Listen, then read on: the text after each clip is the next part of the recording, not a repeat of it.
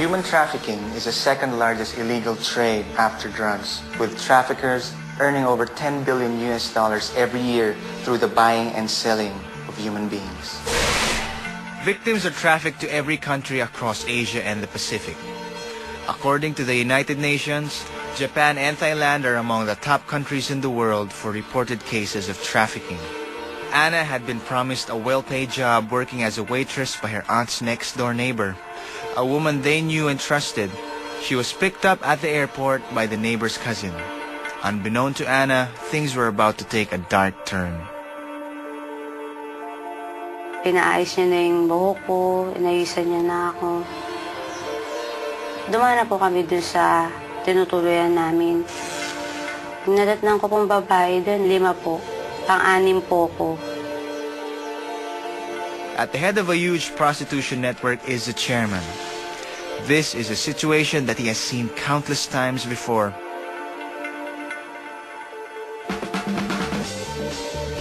Marami siyang aabutang babae. Tapos yung mga babae, tinatanong nila, "Oy, tiga saan ka ba? Ilang taong ka na?" Sabi ko minsan, "May karanasan ka na ba?" Magtataka yung babae. Doon na malalaman ng trabaho, prostitution nga. Nasa sulok lang po ako, nandun po ako, kinakabahan, umiiyak. Pagdating nga ng babae dyan, maghanap buhay na yon. Kasi po, nabenta na po pala nila ako dun eh. Anna faced the awful realization that she had no control over her own life. Once a victim has reached this stage, escape is rarely an option. Tsaka posible kasi may makatakas talaga dyan eh. Dahil kasi sa pinto, may hindi nawawalan tao, tsaka pagkakuan tinakandado. Walang butas na lalabasan sila eh. Wala namang bintana na dapat makatalo sila o makadaan sa yero, wala. Puro parang kulungan nga yan eh, mga kwarto nila. Bakal nga yung pinakapintong maliliit. Puro mga maliliit lang yung pinakabintana. Eksakto ka lang makasilip, puro pader na yon. But the victim's imprisonment is not always physical.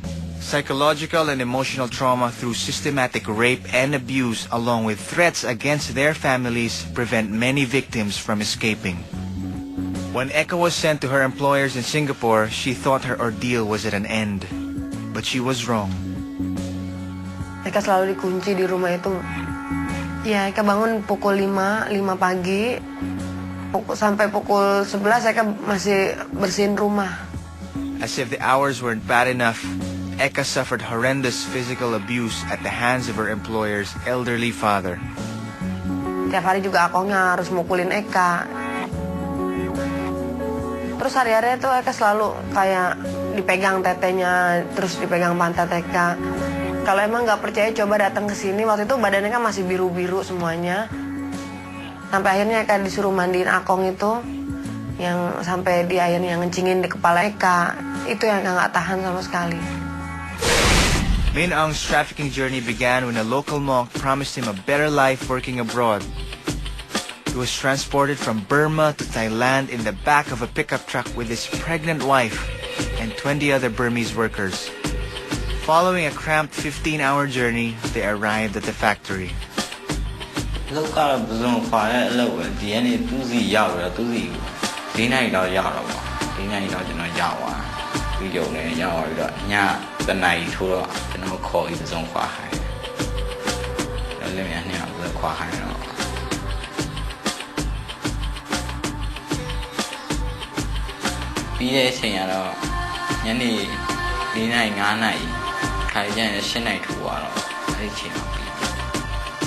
Min Aung and his wife were forced to work up to 19 hours a day, 7 days a week.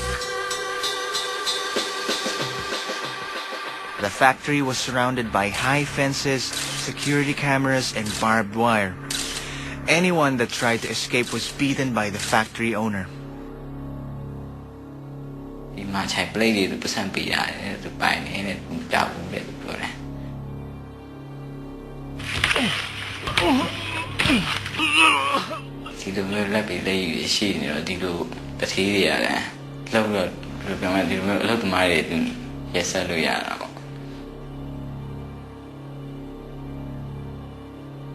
ကြောက်ရတယ်သူလူတိုင်းကြောက်တယ်တဲ့နောက်စားစရာပါညာဒါသူစီမှာပဲရောင်းတယ်အပြင်ထုတ်ဝယ်စားလို့မရတုံးမှုရကြတော့ဒီဘူးဝဲတုံးရတော့ Traffic victims are also highly vulnerable to a process called debt bondage. This is when the victims are told that they owe money for costs that were never discussed, and they must pay off these false debts before they can have their freedom back. This is nothing less than modern-day slavery. Min Ang found himself in exactly this position. No, I love when you are. He allowed Jara a cent total, 8% total achievement.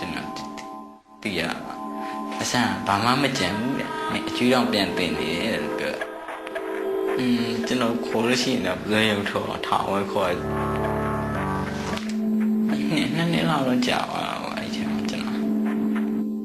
Eka found herself in a similar situation with her employer. Eka di sana kontrak kerjanya itu $280 Singapura, tetapi selama 8 bulan itu dipotong sebanyak $270 Singapura. Jadi tiap bulannya itu selama 8 bulan hanya $10 aja Eka dapat. As well as the debt bondage, the mental and physical abuse from the old man continued. And Eka was pushed to the edge, as a letter to her parents revealed. Dengan hormat, Ma, Pa, apa kabar? Aku udah bingung. Ya akhirnya Eka nggak kuatnya Eka sedihnya Eka ngalamin kayak gini.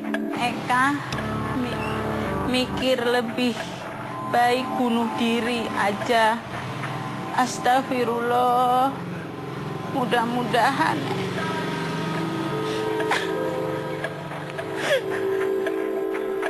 Ya Eka selalu disitulah Eka berpikir Eka udah nggak mau nyusahin dia lagi, udah mungkin dengan Eka bunuh diri, dengan Eka mati itu udah akhir dari segalanya. Eka pikir cuman kayak gitu aja. Bantu Eka untuk jaga anak-anak Eka. Eka tried to take her life 3 times. Fortunately, she did not succeed. As for Anna, nothing could prepare her for what she was about to experience. She was taken by the neighbor's cousin to a house in the suburbs. Yung lumabas na po kami ng hotel sa tinutuloyan namin, kinakabahan po. Kumbaga parang yung kaba ko po nanginginig.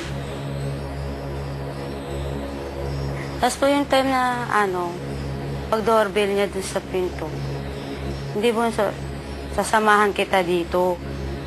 Inintay po niya ako, dun siya. Tapos yung lalaki po, hinila na po pupunta sa kwarto.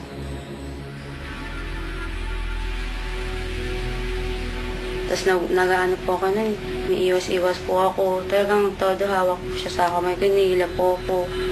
Tapos po, sinakal niya po ako dito. Tapos yung kamay ko po, nilagay niya po dito, inawakan niya po. Tapos dinadagan na po niya hihita ako para hindi ko po siya maano.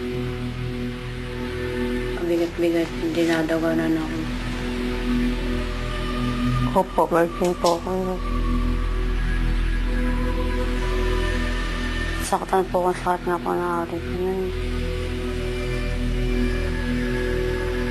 Kasi, kumbaga, ganun pala yung point na pag nire-rape ka, hindi mo alam yung gagawin mo.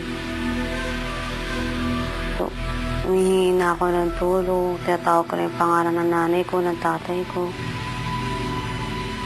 Tapos may sigaw na ako ng Diyos ko, tulungan niyo po ako. Lahat na po talaga.